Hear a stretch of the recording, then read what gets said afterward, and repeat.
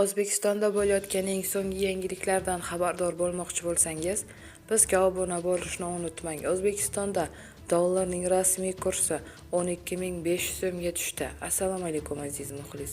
Agarda bizning kanalimizda mehmon bo'lsangiz, bizga obuna bo'lishni hamda videolarimiz ostida bir dona like tugmasini bosib qo'yishni unutmang. Markaziy bank xorijiy valyutalarning o'zbek so'miga nisbatan 23-iyunda amalda bo'ladigan qiymatini e'lon qildi. Unga ko'ra dollarning rasmiy kursi 62.32 so'mga tushdi va 12.496.94 so'm bo'ldi.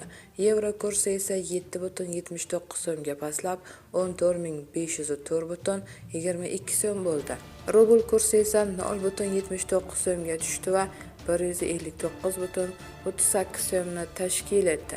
Dollarning 23-iyunda amalda bo'ladigan qiymati 2024-yil fevraldan beri qayd etilgan eng past ko'rsatkichdir, deyiladi xabarda.